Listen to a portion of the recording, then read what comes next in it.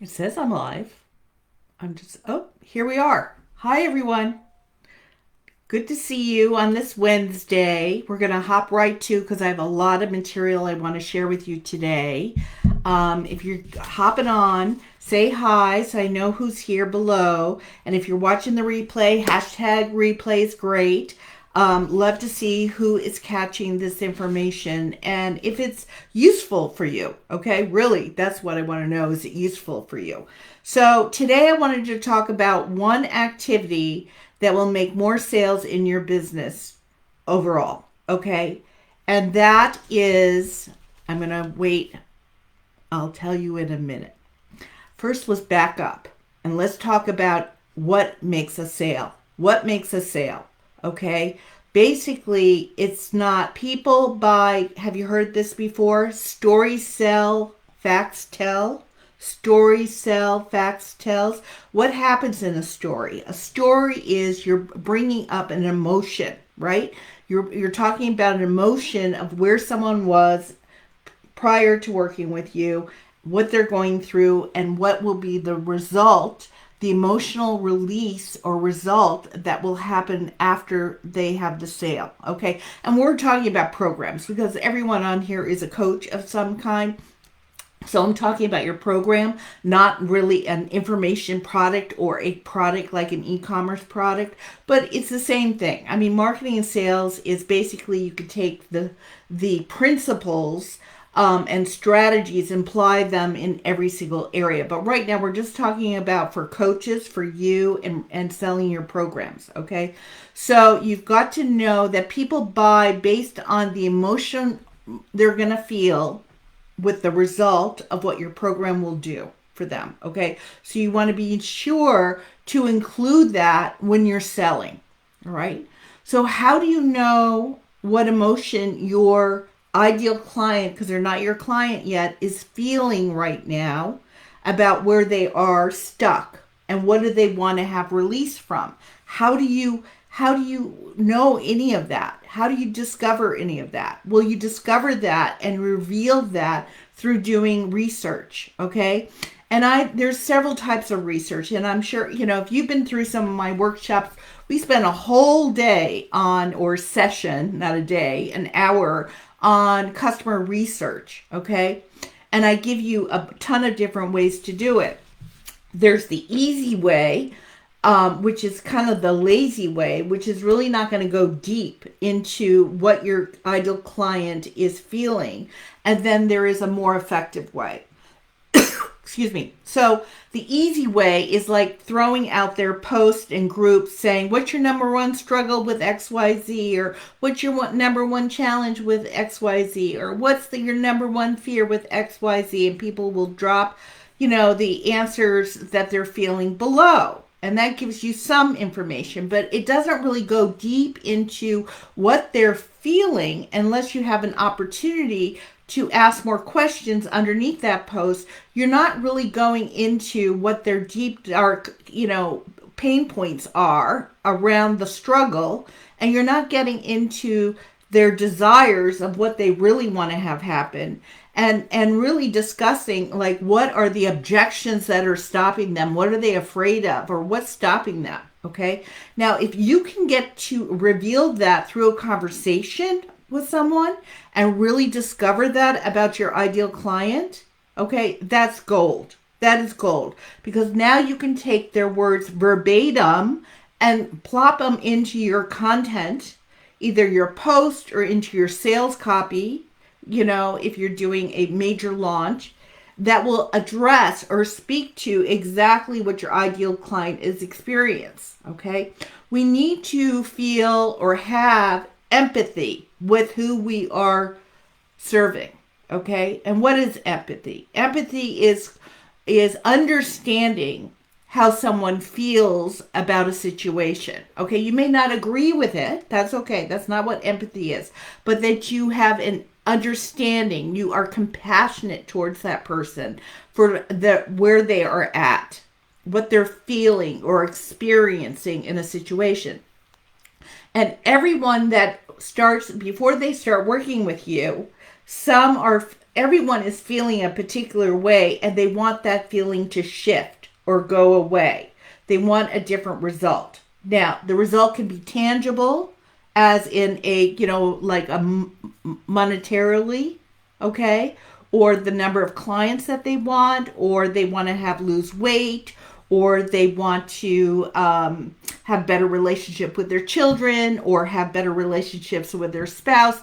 I mean, those are kind of more tangible. But what is the feeling, okay, that they're having before working with you, right? What is that feeling they're having before working with you?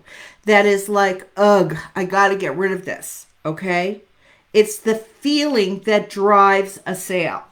So the only way you're going to really know how your ideal client is feeling is if the most effective way is you get on the phone with them. Get on the damn phone with your ideal clients. Okay? You've got to.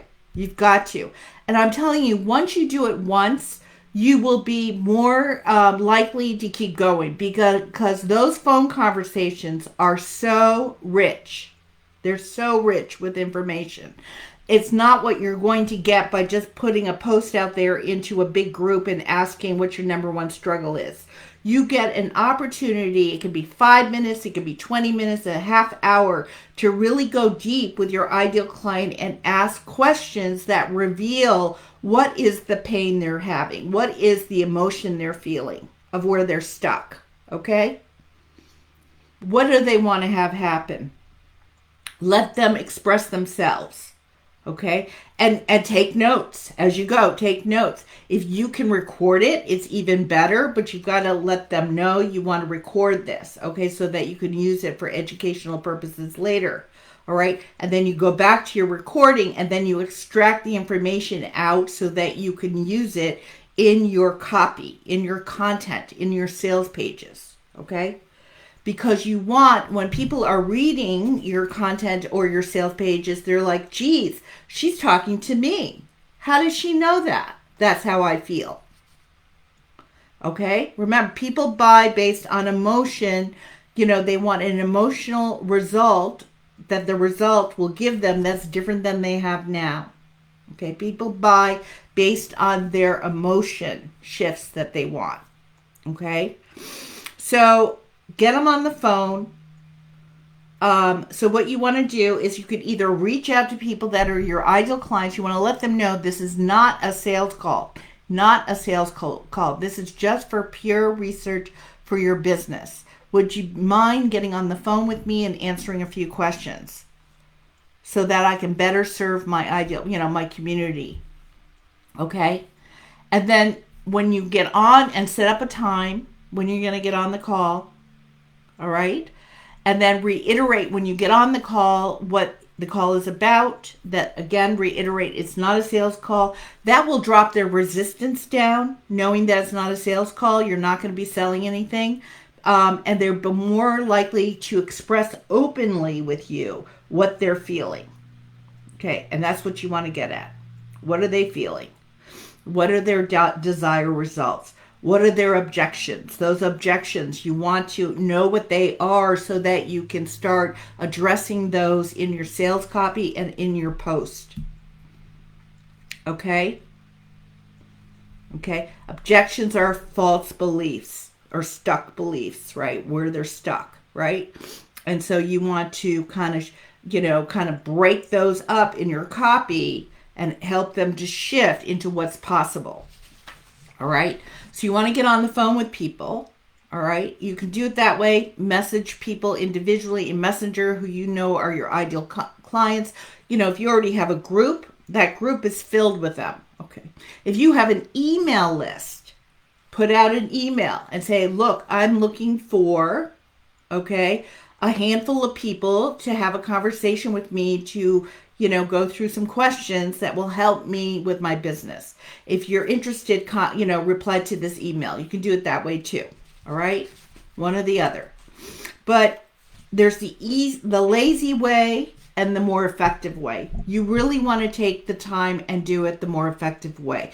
I'm telling you, once you do it, you don't need to do it again. Really. Okay? Unless you change niches. So for me, one of the first challenges I ever did years ago, the guy, I can't even remember his name, what his name was, but that was one of the assignments, to get on the phone and call 3 of our ideal clients, and specific questions, 6 questions. Okay. And what was great was all my ideal clients just happened to be in that challenge. So I quickly found my ideal clients. We got on the phone, and I'm telling you, it was an eye opener. It was insightful. It was mind altering. I thought a particular way, this is how it was for my ideal clients, and what it revealed to me expanded what they were experiencing. Okay. So it helped me make my program more robust in areas where it was lacking. And then my content got better. And I remember immediately after doing that and actually doing my first challenge, my first workshop, I scored 5 clients in that challenge into a major program of mine. Okay. So this is one activity you do not want to skimp on. You do not want to be lazy on it at all. You want to really know your ideal client like the back of your hand, inside out. You want to know them better than they know themselves. And that's the only way you're going to experience this, by talking to at least 5 people. All right. Do 5 people. Today, just do 1. Just get going. Do 1. Reach out to 1 person and see if you can get them on the phone today. All right. But basically, you want like 5 people, because you're going to see different things from 5 people. Not everyone has the same emotional feeling. All right. So one of the things that came out for me was people were so afraid to build their business online and open a group, because there's so many spam groups out there, right? Where people are just spamming and just vomiting out their garbage, their stuff, and nobody is learning or participating or cooperating or collaborating. They were afraid that's what their group was going to be about. Okay. So I was able to talk about, in my program, we do not create spam cultures. Okay. We create a different kind of culture where you're the leader, and that you shape the culture of your group, and that there is no spam allowed, and how you put your foot down, and how you make it more educational and collaborative. And, so I was able to use that information from that phone call to sell my program to those people that thought that they were stuck. Objection, that if they open a Facebook group, it would create a spam environment. So I was able to turn that around and make a sale or 2. All right. So this goes on and on and on. You're going to be so happy when you start doing these things. Okay. It is worth it. It is absolutely worth it. And people are so generous with information. Do not be afraid. Okay. So that's for sure what I want to tell you today. The other thing, we're at minute 13. My name is Dallas Piana. I'm the owner of this group, Coaches Scaling Secrets. I just want to give you a heads up. 2 weeks from today, on September 22nd, I'm running probably a 60-minute, 75-minute workshop on setting up your planning your 4th quarter. Okay, 4th quarter is right around the corner. It's October, November, December. If you were in the last one, when we did 3rd quarter, I think there were 50 people there. It was incredible. It was amazing. Everyone comes with their paper worksheets, templates that you can download from Canva, calendar templates, and you start plotting out what your next quarter, 4th quarter, is going to look like as far as selling your program and services. Okay, so that's what we're going to do. September 22nd, right here in the group, 11 a.m. It's a Wednesday. And if you want to get on that list, just write workshop below, and you'll be one of the first people we contact about getting registered for that workshop. Okay, that's all I have for today. And I just would love to hear from you guys about your customer research and what insight you've gained from getting on the phone with people and really talking to people. Okay, great. All right, have a great rest of your day. Bye.